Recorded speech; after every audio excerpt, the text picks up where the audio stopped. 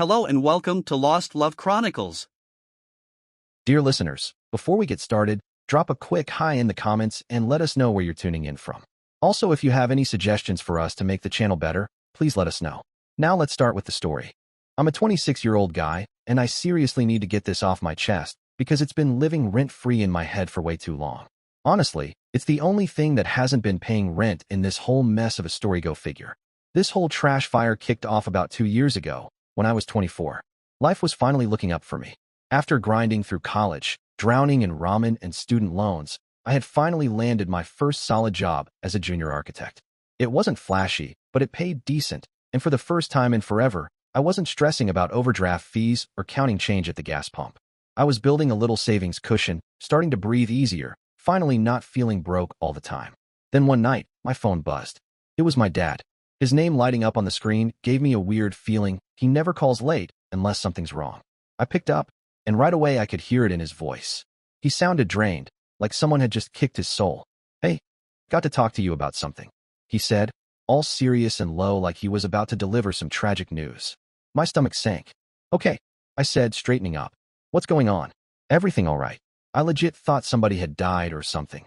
I remember thinking, bracing myself for the worst. But no, turns out, it wasn't a death. It was my little sister. She was 21 at the time, still in college, and of course, the golden child since forever. Whatever she wanted, she got. And me? I was just the backup character in the family sitcom background noise unless they needed something. So apparently, she wanted to move into some bougie apartment complex near her school. And of course, it was way too expensive for someone working part-time at a trendy clothing store. But that didn't stop our genius dad. He had already promised her he'd cover it. "I told her I'd handle the rent," he said, voice all quiet and guilty. "But between you and me, business is giving very much recession vibes right now." Construction work had always been his thing, but the last couple years it had been flopping hard. I could hear the strain in his voice, like he hated admitting it. "I can't let her down," he continued, "but I just can't afford it right now. Could you maybe cover it for a while? I'll pay you back when things get better." I stayed silent for a beat, not sure I'd heard him right. "Wait, you want me to pay her rent?" "Well, not exactly," he hesitated. "I don't want her to know it's not coming from me. I want to give you the money, and then you just pass it along." I cut him off. "You mean, you want me to give you the money so you can pretend you're paying it?" He sighed. "She looks up to me, you know? I don't want her to see me struggling. You know how she gets." Yeah, I knew. Princess would throw a whole tantrum if the world didn't bend over backwards for her. Heaven forbid the golden child actually face any form of reality. And like the total clown I was, I fell for it. I felt bad for the old man. His business was tanking. And yeah, family helps family, right? Or at least that's the trauma-based garbage I've been fed my whole life. "How much?" I asked, already feeling the knot tightening in my stomach. "Just $780 a month," he said, like it was nothing. "Only until I get back on my feet." That was basically half my rent at the time. I was living in a crappy apartment with a roommate, trying to be smart about money. You know, split rent, cook at home, unironically eating ramen for dinner 3 nights a week just to stretch my paycheck. Meanwhile, Miss Girly Pop, my precious little sister, gets to live in a solo luxury apartment. I'm secretly bankrolling. The math? Yeah, it wasn't mathing, but I still agreed. I told Dad I'd send the money to him every month, and he'd forward it to her so she'd think it was coming from him. That way, Dad saves face, golden child stays golden, and I, lucky me, get to be the family's secret ATM. Love that for me. Bestie behavior, right? Fast forward 6 months. I finally had a weekend off and decided to visit my sister at her luxury apartment. You know, the one I was paying for in silence. I figured maybe I could at least see where my hard-earned cash was going. I knocked, she let me in, and guess who was just chilling there on the couch, sipping on some fancy juice that my money basically bought? My ex. Yep, the same ex who cheated on me with my former best friend just last year. And she looked real comfortable, too, like she was a regular. Hair done, nails glossy, and that smug little smile like she owned the place. Oh, and she drives a Tesla Model 3. Her parents bought it for her when she graduated. Rich girl vibes? Fully activated. And my sister? She was eating it up. "Oh yeah, we're like besties for real now," my sister said, like it was the most normal thing in the world. "She's over here all the time. Her Tesla is so fire. I'm literally obsessed with it. It's giving main character energy." Main character energy. From the girl who blew up my heart, like it was a side quest. I bit my tongue so hard, I half expected it to leap out of my mouth on its own. Here I am, counting coins for gas, eating ramen so I can keep my sister living like a Kardashian, and she's hosting the girl who broke me. fawning over her electric car like it was the second coming of Christ. But I didn't say anything. Just sat there taking loss after loss in silence. Because I made a promise to Dad. Because family comes first. Or whatever twisted trauma response that is. And let me tell you, it only got worse from there. Golden Child started calling me with updates like she was living in a music video. Flexing about the new furniture she copped, the rare sneakers she snagged, the weekend trips she was planning. I'm thinking about flying out to Palm Springs next month, she'd say, voice dripping with excitement. Oh my God, and I just got this insane deal on a mirror from Anthropology. It was, like, for $100 but totally worth it. Makes the space look so luxe. Meanwhile, I was budgeting down to the literal cent. I was the one silently covering this main character lifestyle, and she had no idea. She thought she was living off of Dad's generosity, and I was just there, starving in the shadows. Then came the boyfriend. A wannabe influencer with a man bun and a ring light, who loved to sit around her apartment which I was paying for and film cringy motivational videos about grinding, boss mentality, and manifesting success. This man, he didn't even have a job. Just vibes and his parents' money. And the arrogance to act like anyone working a real job was a peasant. Dad's so generous, my sister would gush. He even gave me extra this month for that new TV. He's such a vibe. Yeah, that extra? That was me skipping lunch for a week.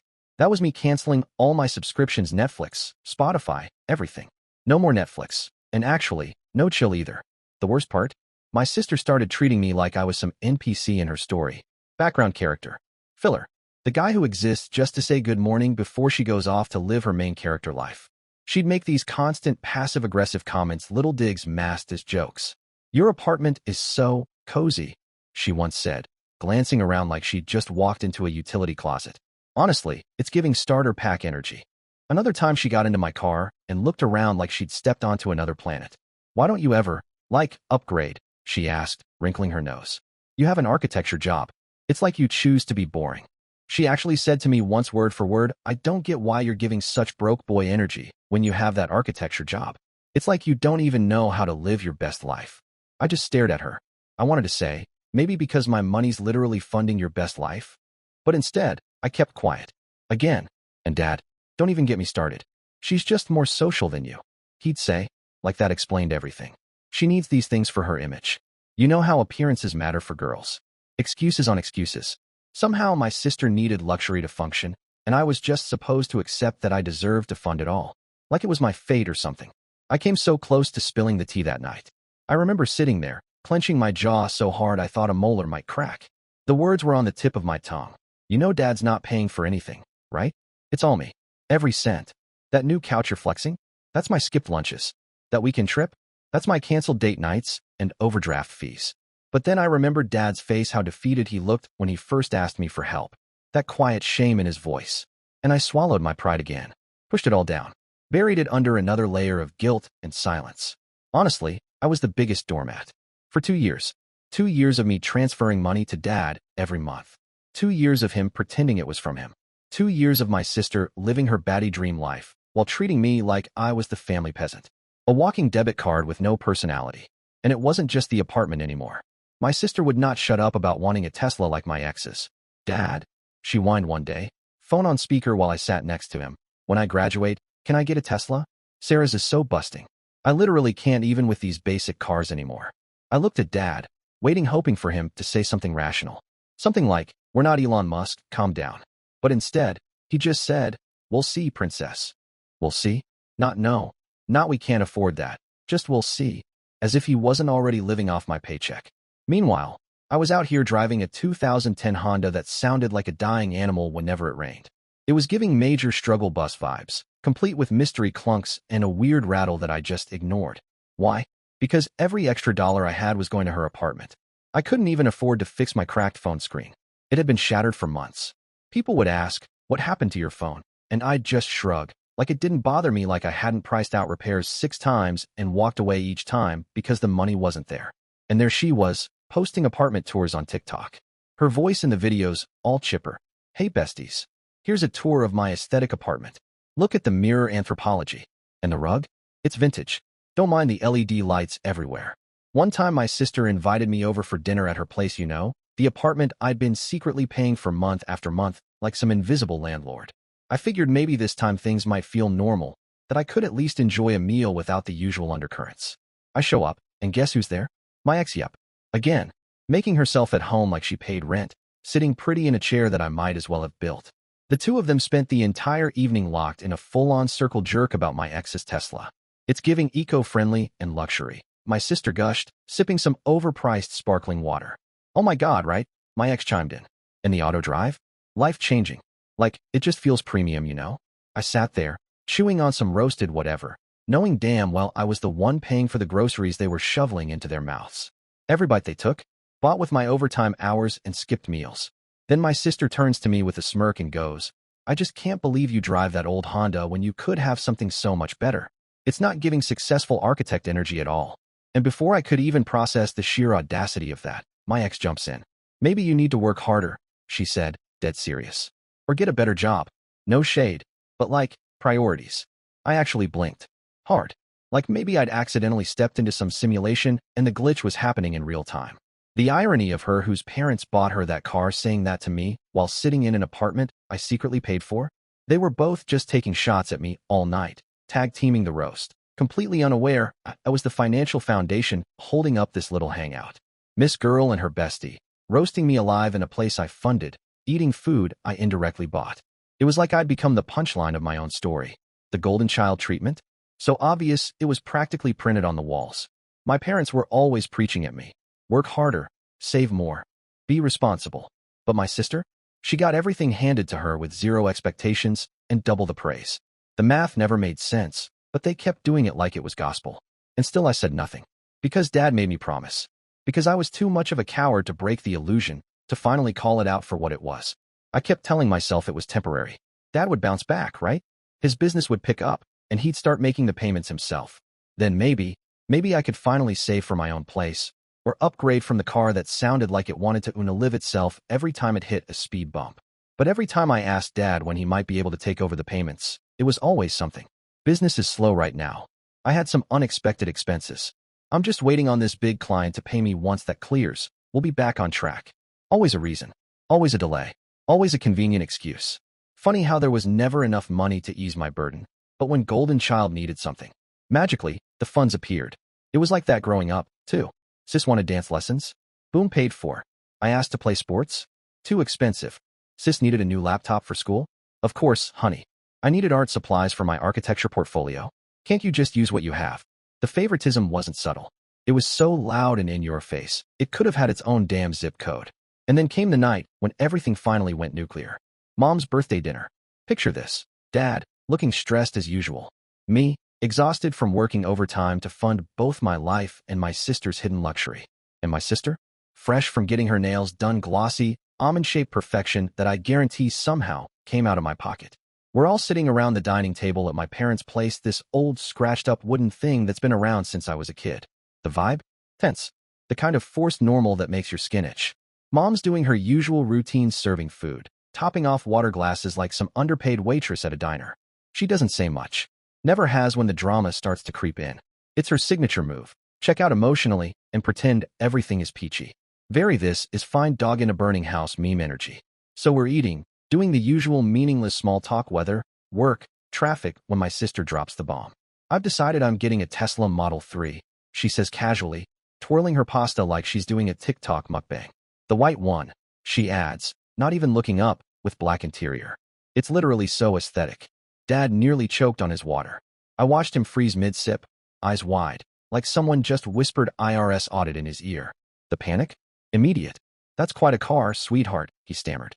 I know, she squealed. Like actually squealed. But I deserve it. My fashion Insta is really taking off, and I need something that matches my vibe. Her fashion Insta had, 326 followers? 0 sponsorships? But sure, let's go ahead and pretend she's the next influencer icon. Main character syndrome in full effect.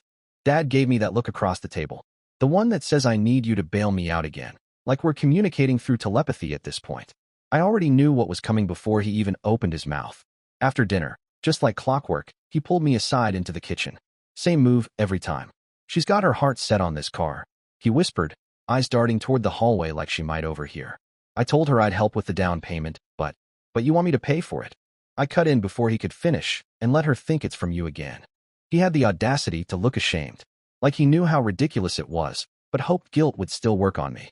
Just the down payment, he muttered. That's all. About $7,500. She can handle the monthly payments herself. I actually laughed. Loud. Sharp. No attempt to soften it. With what money? I asked, my voice full of disbelief. Her part-time boutique job? Her Insta with 300 followers. I stared at him. Or wait, let me guess. You're going to help with the monthly payments too, which really means I'll be helping. Again, he didn't even deny it. Just looked down at the counter like it might open up and swallow him whole. That was all the confirmation I needed. No, I said firmly. I've been paying her rent for 2 years. I'm done being the secret sponsor of her lifestyle. His face changed instantly. The shame? Gone. Just vanished, like it was never there. Replaced by that stern, cold look I've known since I was a kid. The one he'd flash when I dared to question anything. She's your sister, he snapped. Family helps family. Then you help her. I fired back, louder than I meant to. I'm not buying her a Tesla while she treats me like garbage and hangs out with my ex in the apartment I pay for. His eyes widened, panic creeping in. Keep your voice down. She'll hear you. Maybe she should hear me. I hissed. Maybe she should know that her precious daddy hasn't been paying her rent. I have. That's when he grabbed my arm tight. Like really tight. His fingers digging into my skin like he thought that would shut me up. You promised, he growled. You gave me your word you wouldn't tell her. I yanked my arm back. That was before you asked me to buy her a Tesla. A $45,000 car? Are you serious right now? We walked back to the table. The air was thick, tense, like something was about to explode. Dad's face was red. Red. And I was still boiling, trying to hold it together. My sister? Totally oblivious. She was showing Mom pictures of the Tesla on her phone, grinning ear to ear. It's only $54,000, she was saying. And Dad's helping with the down payment. Dad cleared his throat, voice shaky. Actually, sweetheart, I was thinking maybe your brother could help you out with this. My sister looked up, confused. Then she laughed. Like actually laughed. That condescending, high-pitched, oh please kind of laugh. Him, she scoffed. He's too broke to even fix his janky Honda. He probably doesn't even have a savings account. And that was it. Something snapped in me. I live in a broke apartment. I said, calm, deadly calm, because I've been paying your rent for 2 years. Silence. Mom froze, literally fork halfway to her mouth. No one moved. What? My sister asked, like she didn't catch it the first time. Your rent, I repeated. The money you think comes from Dad? It's from me. Every month for 2 years I've transferred $780 to him, and he's pretended it's his. Her expression shifted like a slow-motion car, crash confusion to disbelief to pure, blinding anger. But not at Dad. No. She turned it on me. That's not true, she yelled. Dad wouldn't do that. Tell him it's not true. Dad couldn't even look at her. Princess, he mumbled. I was going to pay him back. Her eyes filled with tears. Voice cracking, she looked straight at me. So you've been paying my rent this whole time. Why didn't you say anything? She demanded, voice trembling, tears already in her eyes. Because Dad begged me not to. I said, looking her straight in the eye. Because he wanted to save face. Because you'd be disappointed in him, but not me. Since you already think I'm just a broke boy. I never said that. She snapped, almost too quickly. You didn't have to. I shot back. It's in every eye roll. Every comment about my sad apartment. Every time you've looked down on me while living off my money. Mom just sat there, silent, eyes glued to her plate like it was the most interesting thing in the world. Not defending me. Not calming Dad down. Not even reacting. Just checked out, the way she always was when things got messy. Like she wasn't even in the room. No, I said, turning from her to all of them. I'm done being quiet. I'm done being the family ATM. And I'm especially done watching my sister host my cheating ex in an apartment I pay for while they both simper over a Tesla I definitely won't be buying. My sister's face flushed even deeper, turning a blotchy red. Your relationship with Sarah has nothing to do with my friendship. It has everything to do with respect. I fired back. Something you clearly know nothing about. Dad stood up then, face full of rage, pointing at the door. That's enough. You're being cruel to your sister. I laughed. Again. Couldn't help it. I'm the one being cruel. I said. Me? The one who's been paying her rent for 2 years and finally told the truth? Sure, Dad. Sure. You promised you wouldn't tell her, he barked, voice rising. You gave me your word. And you promised you'd pay me back, I said coldly. Guess we're both liars. My sister was crying now, but not sad tears, angry ones. I can't believe you've been holding this over my head all this time, she snapped, voice cracking. I haven't held anything over your head, I said. Because you didn't even know, you entitled princess. But now you do. And now I'm done. Find another sucker to fund your Tesla dreams. I grabbed my jacket, my hands shaking, but my voice steady. I turned toward the door.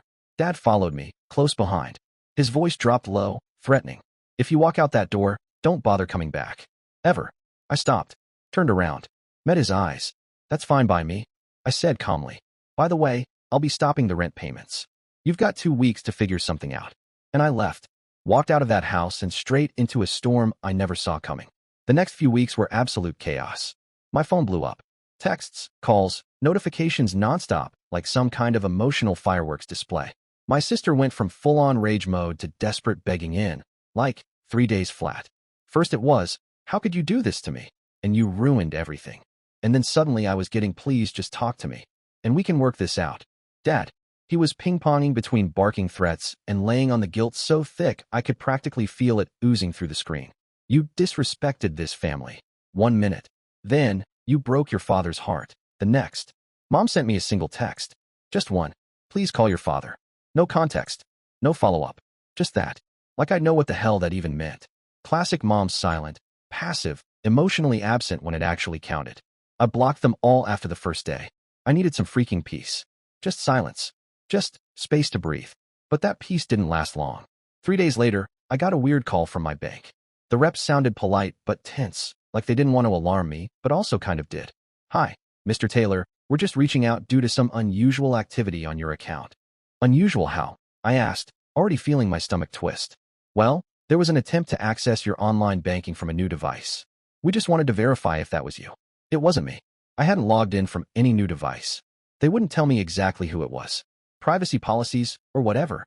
But come on, we all know who it was. Who else would be playing detective with my bank info? I hung up and immediately went DEFCON 1. Changed all my passwords, set up 2-factor authentication, locked everything down like Fort Knox. I even put alerts on every account. I wasn't taking any chances with these people anymore. I figured that would be the end of it. Crisis contained. But nope.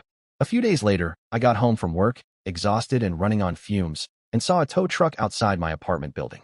Just sitting there, backing up toward my parking space like a slow-motion horror scene. I blinked.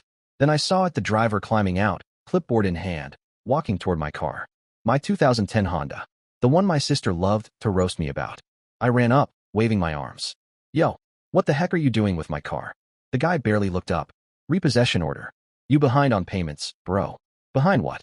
No. This car is paid off. I own it. I've had the title for, 3 years. He shrugged, handed me the paperwork. Not what it says here. I yanked out my phone and called the bank listed on the form. I was probably yelling, definitely sounding unhinged, but I didn't care. This has to be some mistake, I snapped. I own that car. It's mine. There's no loan, no lien, nothing. The rep on the other end was annoyingly calm. Sir, according to our records, a title loan was taken out on that vehicle 3 months ago. $7,200. I felt my blood freeze. That's literally impossible, I said. I never signed anything. I still have the title. We have documentation on file with a signature, the rep replied. Email it to me, I said. When I opened the PDF, I felt like I was watching some true crime episode except I was the victim. There it was. A loan agreement. With my name. My signature. Only it wasn't mine. My father. He must have copied it. Maybe from some old lease, a birthday card, something. He'd forged it.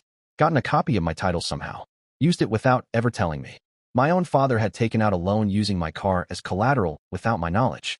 This wasn't just family drama anymore. This was a whole different level of messed up. I was prepared for the guilt trips. I expected the angry texts, the calls, the "how could you do this" to your family monologues. I even braced myself for mom's passive-aggressive emoji-filled messages. But identity theft from my own dad? Yeah, that was not on my 2023 bingo card. Once I calmed down enough to think clearly, I managed to stall the repo temporarily by proving I was the actual legal owner of the car. But that only bought me time. I had 3 horrible options. First, pay off a $7,200 loan I never signed for. Second, try to prove my dad forged my signature and maybe send him to jail. Third, lose my only means of transportation. There was no win here. Just a pick-your-poison situation. I spent the next few days in a complete daze. Brain fog so thick I could barely focus at work. I toggled between feeling utterly betrayed, deeply violated, and straight-up rage. My own father had been planning this. Plotting behind my back to use my car, my property, something I worked hard for as collateral for his own financial dumpster fire. And the most twisted part? While doing all this shady crap, he still had the audacity to ask me to help buy his precious golden child a Tesla. A freaking Tesla. Eventually, I made the hardest call. I sold the car. Yeah, the same car I fought to keep. I had to sell it. for way less than it was worth. The loan hanging over my head was eating me alive, and the clock was ticking. I couldn't afford legal fees. I couldn't risk losing it to some shady loan company in the middle of the night. So, I paid off the debt. Every disgusting cent of that $7,200 loan my father took out in my name. And with what little was left from the sale, I bought a real beater. Like, the kind of car that makes weird wheezing noises when you accelerate and might collapse if someone sneezes too hard next to it. But it was mine. Fully mine. And the title? That thing's now locked in a safe deposit box where not even Indiana Jones could find it. When my dad found out I sold the Honda, he called me screaming, like he was the victim. That car was our backup plan. How could you sell it without even talking to me first? I nearly dropped the phone. Our backup plan. I shot back. It was my car. And you took out a loan against it without even telling me. That's literally fraud, Dad. I was going to pay it back before you ever found out. It was just a temporary solution. With what money? I snapped. The money you don't have for my sister's rent? Or the money you don't have for her Tesla? Click. He hung up. But the hits didn't stop there. A week later, I got home from work, just trying to keep my head down and survive the week, when I stepped into my hallway and something felt wrong. My front door? Slightly ajar. I froze. At first, I tried to rationalize it. Maybe I hadn't pulled it shut properly that morning. Maybe it didn't latch. But deep down, I knew. I always double-checked the door. My stomach dropped as I pushed it open. Inside it was obvious. Someone had been in my apartment. TV? Gone. Laptop? Gone. The nice watch my grandfather gave me before he passed? Gone. Even my freaking PlayStation. My hands started shaking. I could barely breathe. I grabbed my phone, fingers trembling so hard I almost dropped it twice, and called the cops. They came, took a report, looked around, but there was no sign of forced entry. No broken lock. No pried window. That's when my stomach dropped. I knew exactly who had done it. Dad still had a spare key, from when he helped me move in. I'd meant to ask for it back 100 times and never did. That was on me, but this was all on him. I didn't text. I didn't hesitate. I called him. My hands were shaking from fury more than fear. The second he picked up, I didn't even say hello. Did you take my stuff from my apartment? There was silence. Then the most half-assed denial I've ever heard. What? No, why would I? Don't lie to me. I snapped. You still have the key. There was no break-in. And everything of value is gone. Did you take it? Another pause. Longer this time. Then, like he was admitting he ate the last slice of pizza, not committed a felony. I was desperate, okay? Debt collectors have been calling nonstop. I just needed to borrow a few things to sell. I was going to get them back to you. Once things settled down. You stole from me. I said, low and controlled, but ready to erupt. You stole from your own son. After already using my car as collateral. After taking thousands from me behind my back. You broke into my apartment. Do you even hear how messed up that is? He sighed like I was being unreasonable. It's not like that, Jason. It was temporary. I wasn't going to keep it. You took my laptop. My TV. You sold my PlayStation, didn't you? Silence. Didn't you? Yeah. That one's gone. I needed cash that day. It was either that, or they start garnishing your mother's stuff. My laugh came out bitter, involuntary. So now I'm responsible for mom's stuff too. He tried pivoting, classic manipulation. You wouldn't press charges. Think about your mother. Your sister. The family's reputation. What would people say if you had your own father arrested? And there it was. The same old card. But family. The magic shield that was supposed to make every betrayal okay. The one I'd been conditioned to obey since I was a kid. I've always thought about this family, I said. Every time I bailed you out. Every time I paid her rent. Every time I kept my mouth shut so you wouldn't look bad. But I'm done being the only one who sacrifices. Jason, come on. Either make it right, I interrupted, or face the consequences. He must have heard something in my voice. Maybe it was the fact I didn't shout. I just meant it. Because 2 days later, most of my stuff showed up outside my door. No knock, no note. Just my TV, my laptop scratched now, and a duffel with my grandfather's watch. The PlayStation never came back. I found out later it was already sold. Gone. But he also wired me some money. Not all of it, not even half. But enough to tell me he knew I wasn't bluffing. And that was it. The last straw. The last ember in a fire that had burned out years ago. I went full nuclear. New locks. New phone number. I moved to a completely different part of town. Took a new job. Wiped every single social media account and started over. No more mutual friends. No breadcrumbs to follow. I erased myself from their map. It wasn't impulsive. It wasn't revenge. It came after weeks of not sleeping, of feeling like I was losing my mind. Weeks of second-guessing every memory, every lesson, every conversation I thought meant something. I was raised on blood is thicker than water and all that Hallmark card family loyalty nonsense. My father practically preached it while stealing from me, lying to me, gutting my finances behind my back. The mental gymnastics it took to justify all of that were exhausting. And still, there was this little voice in my brain saying, "But they're your family."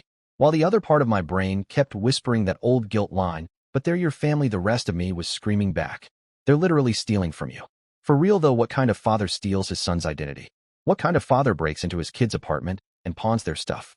What kind of sister treats you like garbage while living off your money? The questions wouldn't stop spinning in my head. I felt like I was gaslighting myself every time I tried to explain it away. Then came the turning point. It was like 3 a.m. I was lying in bed, staring up at the ceiling, feeling like complete trash. That deep kind of self-hate that creeps in after you've been disrespected for so long. You start to think maybe you deserve it. But then I asked myself one simple thing. Would I let a friend treat me this way? A roommate? A coworker? Would I keep handing over money to someone who talks down to me? Who laughs at me? Who hangs out with my ex? Hell no. Not in a million years. So why the hell was I giving a free pass to people who were supposed to love me more than anyone else? That clarity didn't make cutting them off easier, but it made it necessary. And that's how I found myself at 26 completely starting over. New apartment, new job, new number, no family. All because I finally stopped being everybody's ATM and started doing something I hadn't done in years, putting myself first. 6 months into that quiet, blessed silence, no drama, no guilt-tripping texts, no passive-aggressive calls, then I got an email. From my sister. Just seeing her name in my inbox gave me anxiety. Subject line, "I need you." Great. I opened it, already bracing for some manipulative guilt trip. But it was worse. Way worse. She's pregnant. The baby daddy, some influencer guy she'd been bragging about months ago, ghosted her. Vanished into thin air. She'd been evicted from the apartment. Couldn't afford it without my secret rent payments. Now she was back living with our parents. "Family," she wrote. "Family sticks together no matter what." I swear I rolled my eyes so hard I saw stars. Family sticks together. That's rich. Coming from the same sister who roasted my car, laughed at the idea I'd ever help her, and spent her weekends chilling with my cheating ex in the apartment I was paying for. But sure. Differences. That's what she called it. The email went on about how hard things have been, about how she's changed, about how she really needs her big brother right now. She even threw in some fake humility, like, "I've been looking at smaller apartments. Nothing fancy, just somewhere safe for me and the baby." Translation, she wants me to pay for it. Again. But what pissed me off the most wasn't all that. It was the last line. "Dad says he's sorry too. We all miss you." I stared at that email for a solid hour. Not even exaggerating. Just sat there, frozen, my finger hovering over the reply button like it was some kind of nuclear launch code. Part of me, the part that's been conditioned since birth to play fixer, to be the emotional band-aid for the whole damn family, wanted to respond. Wanted to rush in, be the good brother, the hero, the savior. But another part of me, the part that's been sitting in therapy for 3 months, talking about boundaries, self-respect, patterns, saw it for exactly what it was. A crisis. An appeal to family loyalty. The expectation that I would drop everything again because she needed me. I didn't reply. Not right away, anyway. I just sat there, letting the weight of it hit me. Processing my actual feelings instead of reacting out of guilt or some screwed-up sense of duty. Yes, there was concern. Genuine concern. For her. For the baby. Because no kid asks to be born into this kind of chaos. But there was also this deep, bone-tired exhaustion. That hollow kind of tired that doesn't go away with sleep. The kind that builds up after years of playing the role they hand you, while they all pretend not to notice the damage. Because I knew if I replied, if I helped, this cycle would just keep spinning. Golden child gets in trouble. Family looks to me to fix it. Nobody acknowledges the real problems. Rinse and repeat, until I'm broke, bitter, and drained. So I didn't write back. I closed the email, marked it as spam, and moved on with my life. Maybe that sounds harsh. Maybe it was harsh. But I needed peace more than I needed to be the good son, the good brother. The first few months of no contact? Brutal. Holidays felt empty. Birthdays passed without celebration. I'd catch myself mid-scroll, halfway through texting my sister about a trailer she'd like, or about to call my mom for her cinnamon roll recipe. And then I'd remember, they're not in my life anymore. And why? And yet doubt crept in. Always in those quiet, 3 a.m. moments. When the rest of the world's asleep and your brain decides it's time for a guilt highlight reel. Was I being too harsh? Overreacting? Should I be the one to fix it? But then I'd remember everything. The theft, the lies, the betrayal, the years of being used like an ATM no one thanked. And I put my phone back down. I stayed strong. Or at least, I tried. I built new traditions. Found new people who actually respected me. Slowly, that raw wound stopped bleeding and started to scab over. Started to feel something like peace. I got promoted at my new firm. Started dating someone who doesn't treat me like I'm disposable. Took a solo trip to Japan, the one I kept putting off year after year, always next time, because family came first. But for the first time in my life, I came first.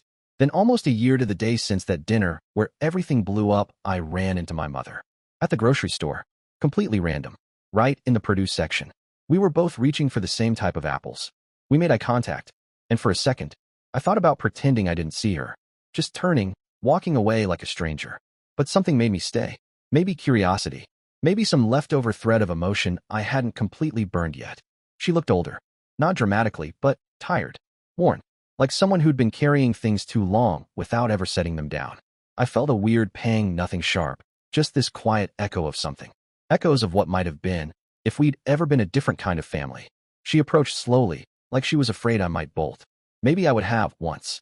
"You look well," she said, eyes scanning my clothes, my new haircut, all the signals that I wasn't just surviving without them.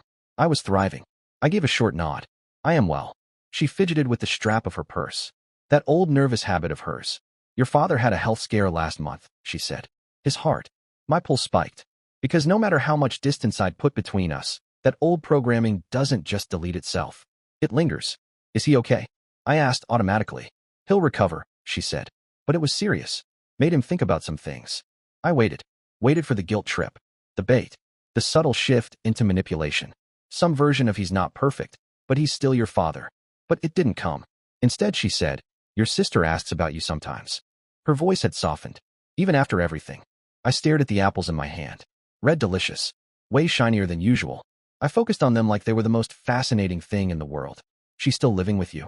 I asked casually. "Yes." Her tone was flat. Almost emotionless. No sugarcoating, no denial. Just the facts. "She got a job at the mall. Still struggling. With the baby." I nodded slightly. No judgment. No joy. Just distant, mechanical processing. "Your father helps with childcare." That landed somewhere I couldn't even name. Some mixture of irony and dull ache. The same man who broke into my apartment, sold my stuff, stole from me, now playing grandpa. "Good for her," I said. And I meant it, in a vague, detached way. My mom looked like she wanted to say more, maybe explain, maybe ask something. But she didn't. She just stood there, clutching her purse like it was holding her together. "Well, I should go," she finally said. "Take care of yourself." "No, I miss you." "No, I'm sorry." No real acknowledgement of what happened.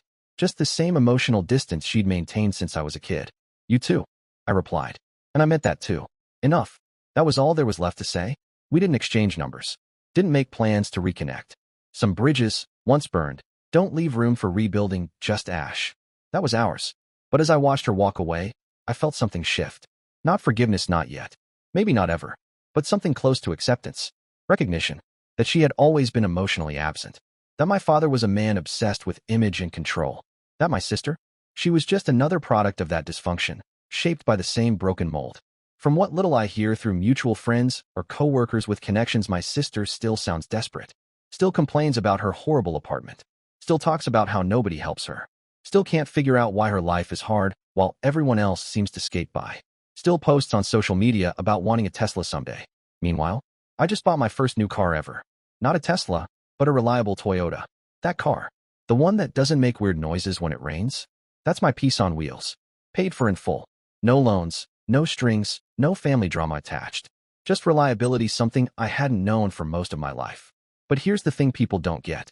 Going no contact wasn't some dramatic act of rage, some single decision fueled by a fit of anger. It was a slow burn. Thousands of tiny choices made every single day. Choosing not to call when I was lonely. Choosing not to reach out during holidays. Even when I saw those posts of happy families and felt that ache. Choosing not to reply when a mutual friend would casually drop a "your sister says hi." Sometimes, late at night, I'd wonder if I'd gone too far. If maybe I could have just kept a careful distance. Maybe I didn't have to cut the cord completely. Maybe a few polite calls here and there, a text on birthdays, would have been enough. But then I'd remember. The betrayal. The identity theft. The ransacked apartment. Years of being valued only for what I could give, never for who I was. My dad used to call my sister the golden child. Golden? Yeah, sure. But gold is soft, it bends under pressure. Me? That pressure turned me into something else. Something tougher. Carbon to diamond. I wasn't bitter anymore. Just done. And honestly, I didn't give a damn what they thought of me anymore. I was thriving. No more family emergencies draining my account. No more late-night guilt trips. Just quiet, steady peace. But apparently, the universe wasn't quite finished with me. Last week, I got a letter in the mail. A literal paper letter. Not a text.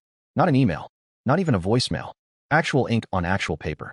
Who even does that anymore? My dad, apparently. The handwriting on the envelope was shaky, not the confident scrawl I remembered. I turned it over a few times before opening it, my thumb hesitating at the seal. 3 pages. Neatly folded. It changed everything and nothing at the same time. He started with the heart stuff. Said his condition had gotten worse. Doctors were talking bypass surgery. Said he'd been doing a lot of soul searching. His words, not mine. Then came the apology. He wrote that he was sorry. Sorry for using me as the family bank. Sorry for always putting my sister first. Sorry for the loan he secretly took out against my car. Sorry for breaking into my apartment. I was desperate, he wrote. But that's no excuse for what I did to you. He tried to justify it sort of. Said I was the responsible one. The one who always had it together. And because of that, I thought you could handle it, he wrote. Because you were stronger than all of us. And then came the line that hit like a gut punch. I always favored your sister, he admitted. I see that now. I thought I was protecting her, but I was actually making her weaker. And I was hurting you in the process. He didn't ask for money. Didn't beg me to come back or guilt trip me with memories of childhood birthdays. He just said plain and simple that he recognized what he'd done wrong. And more than that he was proud of me. Even if it was against me, he wrote. That part caught me off guard. Proud of me for standing up to him? That wasn't the dad I remembered. On the last page, he'd attached copies of receipts. I flipped through them slowly, confused at first. Then my stomach dropped. They were receipts showing debts in my name paid off. Debts I didn't even know existed. Apparently, there'd been more identity theft than I'd uncovered. Some old credit cards, a couple utilities. He'd cleared it all. Included proof. I sat with that letter for days. Let it sit on the kitchen counter like some unexploded emotional landmine. I wasn't sure how to feel. Relief? Anger? Skepticism? Part of me wanted to believe he'd changed. The other part, the part that knew him too well, wondered if this was just another manipulation tactic, another performance for redemption. In the end, I wrote him a short card. Nothing dramatic. Thanks for clearing up the debts. I wish you well with your surgery. I'm doing great. No phone number. No return address. Just a few words, enough to acknowledge the gesture without reopening the door. I thought that was it. Done. Chapter closed. But then my sister showed up. At my workplace. I was grabbing lunch when my receptionist called me over with wide eyes. There's a woman here, says she's your sister. I came out, and there she was. She didn't look anything like the spoiled, self-obsessed princess I remembered. She looked tired. Dark circles under her eyes. Wearing a slightly wrinkled sweatshirt and Target leggings. And strapped to her chest was a baby carrier with a sleeping infant inside. She didn't cause a scene. Just said softly, "Can I have 5 minutes? Please." I stared at her for a moment, debating. Then nodded. We walked to the coffee shop next door. Sat in the corner. She didn't waste time. "I'm not here to ask for money," she said, eyes darting up to meet mine. I wanted you to meet your nephew. And I wanted to say I'm sorry." I said nothing. Just looked at her. She was nervously bouncing the baby slightly, maybe to soothe him, maybe to calm herself. "I was a brat," she said. "You were helping me, and I was mocking you behind your back. And hanging out with Sarah? God, I see it now. She was awful. So shallow. I don't even know what I was thinking." She gave this small, sad laugh, shaking her head. "Turns out, when you're not around to clean up my messes, I have to actually grow up. Retail's no joke, budgeting sucks, and that tiny apartment feels like a closet. But I'm doing it." I nodded slowly, still saying nothing, just listening. Before we parted ways, she reached into her bag and handed me a sealed envelope. "It's about Dad's surgery," she said. "He'll never ask you himself. But I thought you should know." There was a pause. She looked overwhelmed. But she also looked real. Not the smug, entitled girl who used to mock my old car or laugh about my apartment behind my back. I didn't hug her. Didn't make promises. Didn't offer money or tell her everything was okay. But when I got back to my office, I kept the envelope. I didn't toss it. Later that week, I sent her a quick text. "Your baby's cute. Hope you're doing okay." She replied with a picture of him smiling and wrapped in a tiny dinosaur onesie. I didn't know what to say, so I just reacted with a heart emoji. That was enough. I'm not expecting a miracle. People don't change overnight. Apologies are cheap if they're not backed with effort. But maybe we can build something different this time. With boundaries. With respect. Or maybe not. Either way, I'm happier now. I'm living on my terms. Finally being the main character in my own life. Eventually, my sister sent me a copy of Dad's medical records with his permission. I verified it. He really did need surgery. I sent a card to the hospital. Didn't visit. He's recovering just fine. My sister and I text occasionally now. Mostly baby pictures. We're not close, but we're civil. I haven't given them a single cent. And they haven't asked. Maybe people can change after all. Or maybe they just found another ATM. Either way, not my problem anymore. Dear listeners, please share your thoughts in the comments section below and don't forget to like, share, and subscribe.